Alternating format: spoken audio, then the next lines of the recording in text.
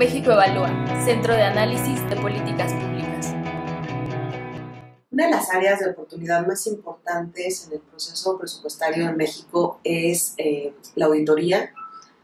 La auditoría de los recursos, si bien tenemos un órgano auditor autónomo e independiente, lo cual es una muy buena práctica, que además tiene su proceso fiscal está en la ley e incluso está previsto en la Constitución, también es una buena práctica, pero digamos que el diseño de la fiscalización tiene dos grandes áreas de oportunidad que hacen que el proceso de auditoría sea muy poco oportuno, que la información auditada disponible al público y al Poder Legislativo esté muy rezagado con respecto al mundo.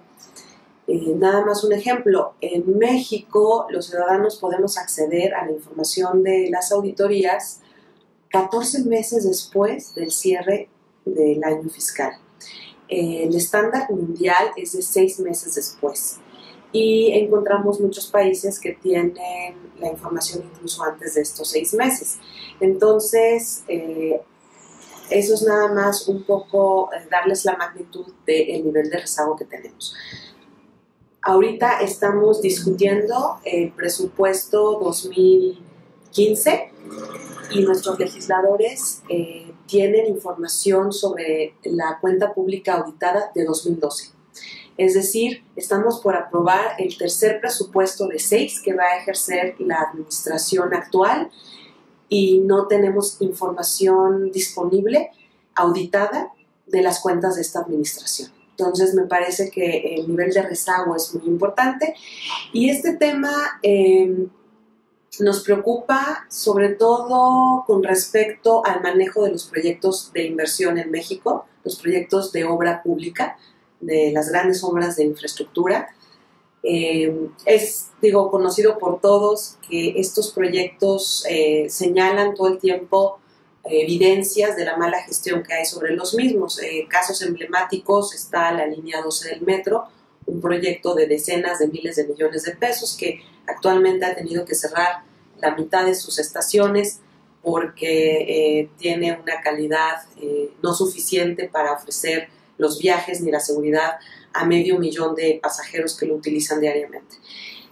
Es un proyecto que presenta problemas en su trazo y que la Auditoría Superior de la Federación evidenció cómo carecía de un buen proyecto ejecutivo, un proyecto de construcción adecuado. Entonces, todas estas anomalías, han salido en otros proyectos, la Estela de Luz, la carretera Durango-Mazatlán, una carretera que en algunas auditorías se evidenció que hubieron sobrecostos de hasta 30%. Entonces, no es algo exclusivo a estos proyectos ni de una administración, sino es un problema sistemático de todas las administraciones. No tiene que ver con el partido ni con las personas, tiene que ver con nuestro sistema y tenemos que atender esos rezagos. Sin duda, yo creo que fueron algunos de los problemas con los cuales la obra pública de ahora las empresas reformadas CFE y Pemex ya quedaron fuera del régimen de obra pública porque, definitivamente no íbamos a poder tener a un Pemex competitivo con ese régimen. La pregunta es, ¿y qué vamos a hacer con el resto de la inversión pública? Toda la inversión en infraestructura logística, carreteras, aeropuertos, que es tan importante en este presupuesto y desde luego en el desarrollo de México, ¿cómo la vamos a llevar a cabo en un contexto institucional que ha reflejado su ineficiencia, ¿no? Si uno revisa las auditorías de la Auditoría Superior de la Federación, pues nos damos cuenta que los proyectos por regla general vienen muy mal planeados. Hay un análisis de la auditoría de una muestra de 80 contratos, en donde de esos 80 se da cuenta que 73% no contaban con un proyecto ejecutivo o un proyecto ejecutivo bien hecho, sino con uno deficiente. Esto conlleva a atrasos sistemáticos en la obra. Vemos que los tiempos de la obra se aplazan más del 100% en prácticamente todos los contratos revisados.